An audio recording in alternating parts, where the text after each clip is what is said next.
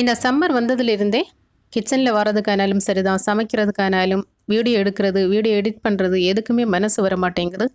அந்த அளவுக்கு கஷ்டமாக இருக்குது. சரி, வீடியோ போட்டு ரொம்ப நாளாச்சு. இன்றைக்கி எப்படியாவது வீடியோ எடுக்கணுமே தான் காலையிலேருந்தே வீடியோ எடுக்க ஸ்டார்ட் பண்ணிட்டேன். காலையில் ஃபஜ்ர் தொழுகையெல்லாம் முடிச்சதுக்கு அப்புறமா நேர கிச்சனில் வந்து ஃபஸ்ட்டு வேலையை நான் என்ன பண்ணிகிட்ருக்கேன்னா அரிசி ஊற வச்சிட்ருக்கேன். இன்றைக்கி மத்தியானத்துக்கு கிண்ணத்தப்பம் ஆர்டர் இருக்குது.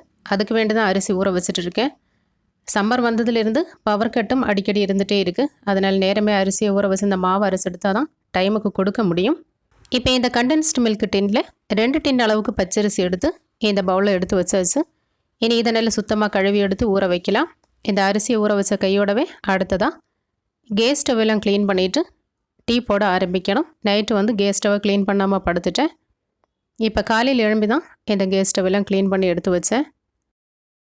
ஒரு சில நாட்களில் நைட்டு வந்து இந்த மாதிரி கேஸ் ஸ்டவ்வை க்ளீன் பண்ணாமல் இருந்தால் காலையில் எழும்பி தான் க்ளீன் பண்ணுவேன். கேஸ் ஸ்டவ்வெல்லாம் க்ளீன் பண்ணி முடித்த கையோடவே குடிக்கிறதுக்கு தேவையான வெந்நீரையும் ஸ்டவ்வில் வச்சுட்டு அடுத்த வேலையாக டீ போட ஆரம்பிச்சிட்டேன். டீ போடுறதுக்கு நான் ஏற்கனவே சூடாக்கி வச்சுருந்த பாலை ஃப்ரிட்ஜில் இருந்து எடுத்தாச்சு. இனி இந்த பாலில் இருந்து பாலாடை எடுத்து ஒரு பாக்ஸில் மாற்றிட்டு காலையில் டீ போடுறதுக்கு தனியாக பாலை எடுத்து வச்சுட்டு மிச்சம் பாலை திரும்ப வேறு ஒரு பாட்டிலில் ஊற்றி அப்படியே ஃப்ரிட்ஜில் வச்சுருவேன். அதை சாயங்காலம் எடுப்பேன். இந்த பாலாடையை கொஞ்சம் கொஞ்சமாக கலெக்ட் பண்ணி வச்சு வீட்டுக்கு தேவையான நெய்யை வீட்டிலே நம்ம உருக்கி எடுக்கலாம். நான் இந்த மாதிரி தான் நெய்யெல்லாம் தயாரிக்கிறது. இந்த ஹோம்மேட் கீ எல்லாம் நம்மளோட குக்கிங் சேனலில் 2-3 வீடியோ போட்டிருக்கேன். தெரியாதவங்க செக் பண்ணி பாருங்கள். இப்போ மிச்சம் இருந்த பாலை நான் பாட்டிலில் ஊற்றி ஃப்ரிட்ஜில் வச்சாச்சு. எடுத்து வச்ச பாலில் 1.25 கப் அளவுக்கு தண்ணி சேர்த்துருக்கேன். 2 கப் பாலுக்கு. நம்ம பாலில் இருந்து பாலாடை எடுத்ததுனால இதில் அதிகமாக தண்ணி சேராது. இந்த பாலாடை எடுத்ததுக்கு அப்புறமா நம்ம டீ போட்டு குடித்தா டேஸ்ட்டாக இருக்குமான்னு கேட்டிங்கன்னா டேஸ்ட்டில் ஒரு சின்ன வித்தியாசம் தான் வரும். பெருசாக வித்தியாசம் தெரியாது. இஞ்சி ஏலக்காயெல்லாம் தட்டி போட்டு நம்ம டீ போட்டு குடித்தோன்னா நல்லா தான் இருக்கும். இது கொஞ்ச நாள் நம்ம பழகிட்டோம்னா சரியாயிடும். ஃபஸ்ட்டு மட்டும்தான் நமக்கு அந்த வித்தியாசம் தெரியும், அதுக்கப்புறமா தெரியாது. ஒருவேளை நம்ம பாலாடை எடுக்காமல் இருந்தால் இந்த பாலாடையை கண்டிப்பாக டீ போட்டதுக்கப்புறமா நம்ம தூர தான் போடுவோம். அப்படி தூர போடுறதுக்கு பதிலாக இந்த மாதிரி பாலை காய்ச்சி எடுத்து வச்சிட்டோம்னா நமக்கு வீட்டுக்கு தேவையான நெய்யை நம்மளாலே உருக்கி எடுக்க முடியும். அது ஒரு யூஸ்ஃபுல்லான விஷயம்தான். இப்போது இஞ்சியெல்லாம் துருவி போட்டு சூப்பரான ஒரு டீ போட்டாச்சு. இனி இந்த டீயை ஆற்றி குடிச்சிட்டு அடுத்த வேலையை பார்க்க வேண்டியது தான். இனி அடுத்ததான் காலையில் பிரேக்ஃபாஸ்ட்டு ரெடி பண்ணணும். இந்த மார்னிங் ரொட்டீன் எல்லாம் பார்த்து பழகி போனவங்களுக்கு இந்த டீ போடுறதெல்லாம் கொஞ்சம் போர் அடிக்க தான் செய்யும். ஆனால் காலையிலே வீடியோ எடுக்க ஸ்டார்ட் பண்ணும்போது இந்த டீ போடுறது, டிஃபன் பண்ணுறது இதெல்லாமே வீடியோவில் சேர்த்தா தான் ஒரு மார்னிங் ரொட்டீன் ஃபுல்லாக பார்த்தது மாதிரி இருக்கும். அதுக்காக தான் இதெல்லாம் சேர்த்துருக்கேன். அது மட்டும் இல்லாமல் இந்த வேலை எல்லாருமே பண்ணுறது தான். ஆனால் ஒவ்வொருத்தங்களும் பண்ணுறது ஒவ்வொரு விதமாக இருக்கும். ஏதாவது ஒரு சின்ன டிப்ஸ் பார்க்கக்கூடியவங்களுக்கு கண்டிப்பாக கிடைக்க தான் செய்யும். யூஸ்ஃபுல்லாக தான் இருக்கும். நான் கிச்சனில் வச்சுருந்த மணி பிளான்ட்ஸ் எல்லாம் இப்போ அப்படியே தான் இருக்குது. நம்ம தண்ணியில் வைக்கும்போது இந்த மணி பிளான்ட்ஸ் எல்லாம் அந்த அளவுக்கு வளராது. ஆனால் ஃப்ரெஷ்ஷாகவே இருக்கும். அடிக்கடி நம்ம தண்ணியை மாற்றி கொடுத்து இந்த செராமிக் ஜார் கப்பை எல்லாம் க்ளீன் பண்ணி வச்சாலே போதும். பார்க்க நல்லா அழகாக இருக்கும். ஒரே ஒரு சட்டியில் மட்டும்தான் நான் மண் வச்சு இந்த மணி பிளான்ட்டை நட்டு வச்சுருக்கேன். மற்றபடி எல்லாமே தண்ணியில் தான் இருக்குது. குடிக்கிறதுக்கு தேவையான வெந்நீரையும் போட்டு டீயும் போட்டு குடிச்சாச்சு. அடுத்த வேலையாக டிஃபன் ரெடி பண்ண போகிறேன். இன்றைக்கி என்ன ஸ்பெஷல்னால் ஆப்பம், இது கூட பேபி கார்ன் வச்சு ஒரு கிரேவி தான் ரெடி பண்ண போகிறேன். இந்த ஆப்பம் மாவில் உப்பெல்லாம் சேர்த்து மிக்ஸ் பண்ணி தான் எடுத்து வச்சுருக்கேன். சோடா உப்பு சேர்க்காம தான் நான் எப்போவுமே ஆப்பம் ரெடி பண்ணுவேன். இனி அடுத்ததான் இந்த பேபி கார்னை ஃபஸ்ட்டு நல்லா சுத்தமாக கழுவி எடுத்து இதை நம்ம வேக வச்சு எடுக்க போகிறோம். ஃபஸ்ட்டு பச்சை தண்ணியில் போட்டு ஒரு தடவை நல்லா கழுவி எடுக்கலாம். கழுவி எடுத்ததுக்கு அப்புறமா நமக்கு தேவையான அளவுக்கு சின்ன சின்ன பீசஸாக கட் பண்ணி எடுக்கலாம். இப்படி கட் பண்ணி எடுத்ததுக்கு அப்புறமா இனி ஒரு பாத்திரத்தில் தண்ணியை கொதிக்க வச்சு நம்ம கட் பண்ணி எடுத்த இந்த பேபி கார்னை வந்து தண்ணியில் சேர்த்து தேவையான அளவுக்கு உப்பும் சேர்த்து ஒரு தடவை நல்லா கொதிக்க வச்சு எடுத்தால் போதும். ரொம்ப நேரம் வேக வைக்கணும்னு அவசியம் கிடையாது. இதில் இருக்கக்கூடிய ஒரு பச்சை வாசனை போகிற அளவுக்கு லைட்டாக வேக வச்சு எடுத்தால் போதும். அதுக்கப்புறமா நம்ம இந்த பேபி கார்னை வந்து தனியாக வடிகட்டி எடுத்து கிரேவி ரெடி பண்ணலாம். தண்ணி இந்த மாதிரி ஒரு தடவை நல்லா கொதி வந்தால் போதும். ஸ்டவ் ஆஃப் பண்ணி இந்த பேபி கார்னை நம்ம எடுத்து வேறு ஒரு பிளேட்டில் மாற்றிடலாம். நம்ம காலிஃப்ளவர்லாம் பக்கோடா செய்கிறதுக்கு முன்னாடி ஒரு தடவை வேக வச்சு எடுப்போம் இல்லையா, அதே மாதிரி தான்.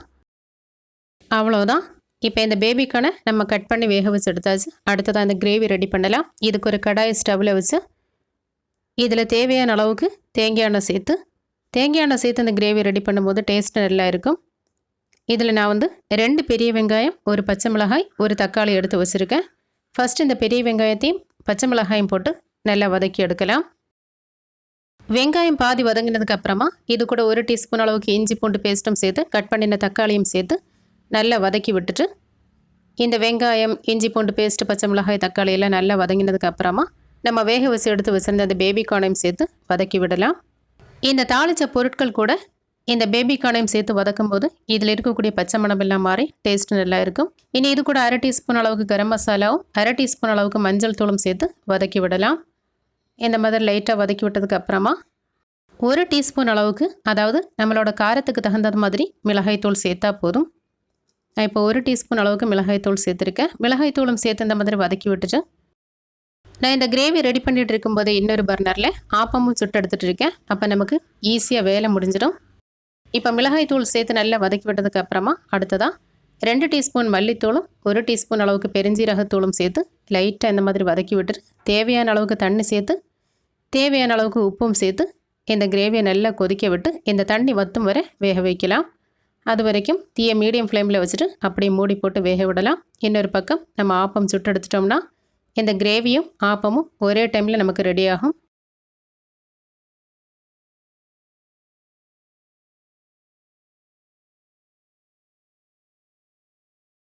இப்போ இந்த கிரேவியில் நம்ம தண்ணி சேர்த்துருந்தோம். இந்த தண்ணி ஓரளவுக்கு வற்றியாச்சு. கடைசியாக 1/2 கப் அளவுக்கு கெட்டியான தேங்காய் பாலும் சேர்த்து இந்த கிரேவி நல்லா ஒரு தடவை கொதிக்க ஆரம்பித்ததும் கடைசியாக கொத்தமல்லியும் தூவி ஸ்டவ் ஆஃப் பண்ணி இறக்கிட வேண்டியதுதான். அவ்வளோதான். இப்போ ஆப்பமும் சுட்டு இந்த பேபி கார்ன் கிரேவியும் சூப்பராக ரெடி பண்ணியாச்சு. இனி அடுத்ததாக சாப்பிட வேண்டியதுதான் பாக்கி. பஞ்சு போல் நல்ல சூடான ஆப்பமும் நல்ல டேஸ்டியான பேபி கார்ன் கிரேவியும் வச்சு சாப்பிட்டாச்சு. சாப்பிட்டு முடிச்சதுக்கப்புறமா அடுத்த வேலையாக நம்ம காலையில் ஃபஸ்ட்டு வேலையாக அரிசியை ஊற வச்சுருந்தோம் இல்லையா, இனி கிண்ணத்தப்பம் ரெடி பண்ணணும். இதுக்கு தேவையான தேங்காய் எடுத்து இதை சின்ன சின்னதாக கட் பண்ணி மிக்சியில் போட்டு நல்ல பவுட்ரு மாதிரி அரைச்சி எடுத்ததுக்கு அப்புறமா இனி இதில் தண்ணி சேர்த்து பால் பிழிஞ்சு எடுக்கணும். இப்படியே ஒவ்வொரு வேலையாக ஸ்டார்ட் பண்ணிவிட்டேன். எந்த ஒரு வேலையுமே நம்ம பிளான் பண்ணினா மட்டும்தான் நமக்கு கரெக்ட் டைமுக்கு முடிச்சு எடுக்க முடியும். இப்போ கட் பண்ணின தேங்காயை மிக்ஸி ஜாரில் போட்டு அரைச்சி எடுத்து தேங்காய் பால் பிழிஞ்சு எடுத்தாச்சு. ஃபஸ்ட்டு பால் தனியாக, 2வது பாலையும் 3வது பாலையும் தனியாக ஒரு பாத்திரத்தில் எடுத்து வச்சுருக்கேன். நம்ம காலையில் ஊற வச்ச அரிசி நல்லா ஊறி வந்தாச்சு. இனி இந்த அரிசியை கிரைண்டரில் போட்டு மாவு அரைக்க வேண்டியதுதான். இந்த கிண்ணத்தப்பத்துக்கான அரிசியை கிரைண்டரில் போட்டு மாவு அரைச்சாச்சு. கடைசியாக முட்டை, ஏலக்காய் எல்லாம் சேர்த்து இந்த மாவை அரைச்சிட்டு கிச்சனையில் ஒரு தடவை நல்லா க்ளீன் பண்ணி விட்டுட்டு அதுக்கப்புறமா சோறு வைக்கிறதுக்கு தேவையான தண்ணியை ஸ்டவ்வில் வச்சாச்சு. இப்போது 2வது பால் 3வது பால் எடுத்து வச்சுருந்த பாத்திரத்திலே அரைச்ச மாவையும் சேர்த்து இது கூட தேவையான அளவுக்கு சீனியும் சேர்த்து கலக்கி எடுத்தாச்சு. இந்த ரெசிபியெல்லாம் நம்மளோட குக்கிங் சேனலில் இருக்குது. அதனால தான் நான் டீட்டெயிலாக சொல்லாமல் விட்டேன். கடைசி அந்த மாவை நம்ம வடிகட்டி வேறு ஒரு பாத்திரத்தில் மாற்றிட்டு ஒரு ஸ்டீல் பிளேட்டில் நெய் தடவி இதை இட்லி பாத்திரத்தில் வச்சு நம்ம ரெடி பண்ணி வச்சுருந்த மாவை ஊற்றி வேக வைக்கலாம். இனி இந்த கிண்ணத்தப்பம் வெந்து ரெடியாகிறதுக்கு 1/2 மணி நேரம் ஆகும். இந்த 1/2 மணி நேரத்தில் நான் மத்தியானம் கறி வைக்கிறதுக்கு தேவையான மீனை க்ளீன் பண்ணி எடுக்க போகிறேன். இப்படி நம்ம ஒரு வேலையை பார்த்துட்டு இருக்கும்போது இன்னொரு வேலையும் பார்த்துட்டோம்னா நமக்கு எல்லா வேலையும் ஈஸியாக சீக்கிரமாக முடிஞ்சிடும். ஒரு பிளேட் கிண்ணத்தப்பம் ரெடி ஆகிறதுக்குள்ளே நான் எல்லா மீனையும் க்ளீன் பண்ணி எடுத்துட்டேன். இப்போது ஒரு பிளேட் கிண்ணத்தப்பம் வெந்து ரெடி ஆகிடுச்சு. கடைசியாக நம்ம கொஞ்சம் ஜீரகமும் தூவி இறக்கி ஆற வைக்கலாம். இப்படியே எல்லா மாவையும் வேக வச்சு எடுத்தாச்சு. என்னோட மத்தியான வேலையும் கரெக்ட் டைமுக்கு முடிஞ்சது. கிண்ணத்தப்பம் ஆர்டரும் கரெக்ட் டைமுக்கு முடிஞ்சது. கடைசி அந்த கிண்ணத்தப்பம் ஆறுனதுக்கு அப்புறமா ஃப்ளிங் ரேப் போட்டு எல்லா பிளேட்டையும் கவர் பண்ணி எடுத்து ஆர்டர் பண்ணவங்களுக்கு கொடுத்தாச்சு. இந்த வீடியோ உங்களுக்கு நல்ல யூஸ்ஃபுல்லாக இருந்ததுன்னா வீடியோவுக்கு மறக்காமல் ஒரு லைக் பண்ணி இந்த வீடியோவை உங்கள் ஃப்ரெண்ட்ஸ் அண்ட் ஃபேமிலிக்கும் ஷேர் பண்ணுங்கள். மீண்டும் இன்னொரு வீடியோவில் சந்திக்கலாம். தேங்க்யூ.